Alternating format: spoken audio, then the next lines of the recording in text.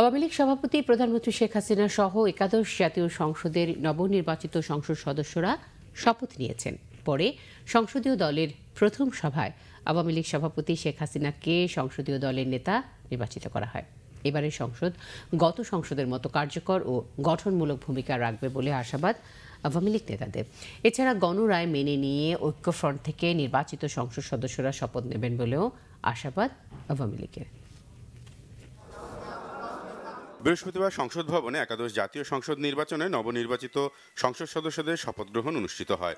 শপথ অনুষ্ঠানের শুরুতেই শপথ নেন স্পিকার শিরীন শারমিন চৌধুরী। পরে আওয়ামী লীগ সভাপতি শেখ হাসিনা সহ দলের সংসদ সদস্যদের শপথ বাক্য পাঠ করান স্পিকার। বাংলাদেশের প্রতি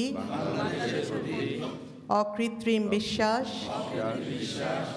ও আনুগত্য পোষণ করিব।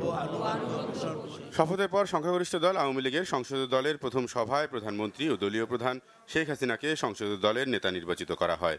এবার টানা তৃতীয় মেয়াদে জাতীয় সংসদের নেতা হলেন আওয়ামী সভাপতি শেখ হাসিনা। একাদশ জাতীয় সংসদ কার্যকর ও গঠনমূলক হবে বলে আশাবাদ জানান আওয়ামী লীগের জ্যেষ্ঠ সংসদ সদস্যরা।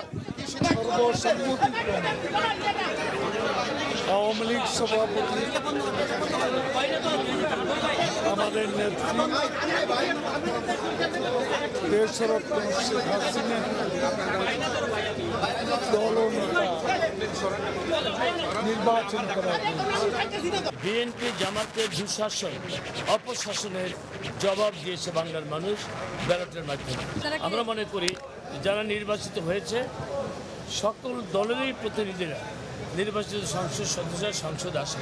জাতীয় পার্টি তো বিরোধী দল হিসেবে আমার মনে করি যে ওই পর্যায়েই তারা থাকবে। আমরা আশা করি যে তারা যদি বিরোধী দল থাকে তাহলে সরকারের বিভিন্ন দোষ ত্রুটি এবং কোনটা সংসদ এবং বাস্তব সমালোচনা প্রাণবন্ত দেবে এবং সমালোচনার মাধ্যমে আমরা সরকারি দল সংশোধিত হতে পারব। আমরা আশা করি যে সমস্ত ঐক্যফ্রন্টের নেতারা নির্বাচিত হয়েছেন তারা তাদের প্রদত্ত ভোটারদের প্রতি সম্মান রেখেই তারা শপথ নেবেন। নির্বাচনে তরুণদের প্রাধান্য দেওয়া আওয়ামী লীগের নবীন ও তরুণ সংসদ সদস্যরা সংসদে কার্যকর ভূমিকা রাখার কথা জানান। বাংলাদেশ উন্নয়নের মহাসড়কে দুরন্ত গতিতে এগিয়ে চলেছে। এই ধারাবাহিকতাটা বজায় রাখাই আমাদের মূল চ্যালেঞ্জ এবং এটা আমরা এই ব্যাপারে যা করণীয় আমরা সেটা করতে থাকবো।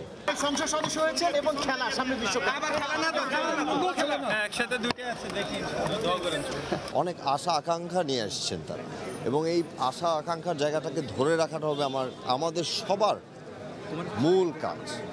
মাননীয় প্রধানমন্ত্রী জননেত্রী শেখ হাসিনার নেতৃত্বে আজকে মুক্তিযুদ্ধের চেতনা আবার বাংলাদেশে ফিরে আসছে আল্লাহর রহমতে। আমরা আজকে যারা নতুন আসছি আমরা চাই এই নতুন প্রজন্ম আমরা সকলকে নিয়েই দেশ গড়তে চাই, সকলের সমর্থন নিয়ে দেশ গড়তে চাই। 2009-2014 পর এবার একাদশ জাতীয় সংসদ নির্বাচনে টানা তৃতীয় মেয়াদে সংসদ নেতা নির্বাচিত হলেন শেখ হাসিনা। 1996 সালে সপ্তম সংসদেও সংসদ নেতার ভূমিকায় ছিলেন আওয়ামী সভাপতি শেখ হাসিনা। রকুনুজ্জামান, বাংলাভিশন, ঢাকা।